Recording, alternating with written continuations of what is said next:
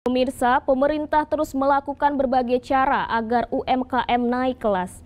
Tak hanya melakukan pendampingan pemangku kebijakan, juga dituntut aktif menjadi mitra usaha serta berkolaborasi dengan pelaku UMKM.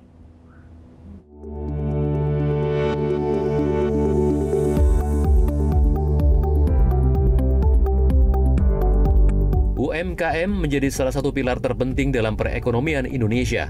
Kementerian Koordinator Bidang Perekonomian mencatat sektor UMKM memberikan kontribusi produk domestik bruto sebesar 61% atau senilai 8.580 triliun rupiah.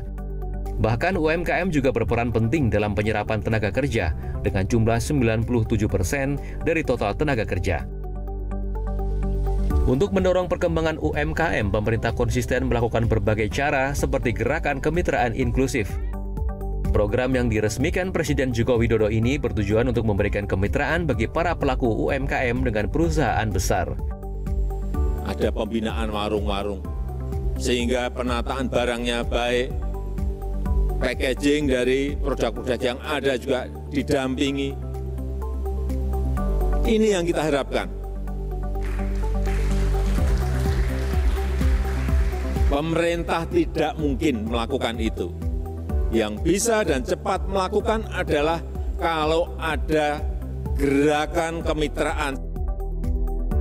Pemerintah daerah juga turut serta agar UMKM naik kelas, salah satunya dengan program Pusat Layanan Usaha Terpadu yang digagas pemerintah Provinsi Jawa Tengah.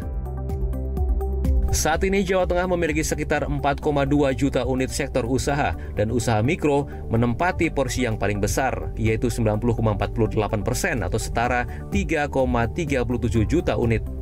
Dengan adanya 11 pusat layanan usaha terpadu yang tersebar di seluruh Provinsi Jawa Tengah, diharapkan dapat memberikan fasilitas serta pelatihan dalam meningkatkan UMKM. Sehingga kalau kita ingin membuat usaha kecil mikro untuk naik kelas, PLUT, co-working space yang dimiliki itu sebenarnya akan bisa meningkatkan usaha kecil dan mikro yang ada. Adanya PLUT ini kita harapkan nanti kawan-kawan yang startup, yang usaha kecil, yang mikro lebih banyak bisa datang ke tempat ini untuk memberikan fasilitas, bertanya, atau kolaborasi. Sehingga kita mesti bisa mengukur agar nanti mereka bisa mendapatkan pelatihan-pelatihan untuk bisa naik kelas. Selain menghadirkan pusat layanan usaha terpadu, Ganjar Pranowo saat menjabat sebagai Gubernur Jawa Tengah juga meluncurkan kredit usaha rakyat super mikro dengan bunga 3% per tahun. Pada 2022, nilai penyaluran KUR di Jawa Tengah mencapai 55,27 triliun rupiah. Jumlah ini membuat Jawa Tengah menjadi provinsi dengan jumlah penyaluran KUR tertinggi di Indonesia. Kesuksesan Ganjar mengembangkan UMKM diharapkan dapat diterapkan di seluruh Indonesia.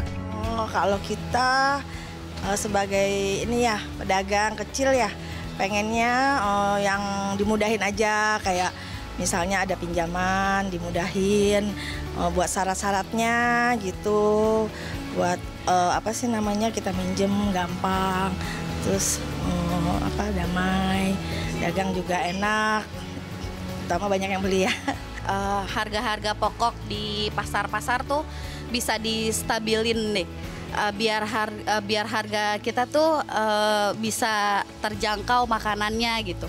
Seperti kayak beras sama cabai-cabai tuh bisa dimurahin. Jadi kita kalau misalkan dagang tuh jadinya enak. Jualnya juga kalau terjangkau kan banyak yang beralih ke masakan Indonesia gitu ya.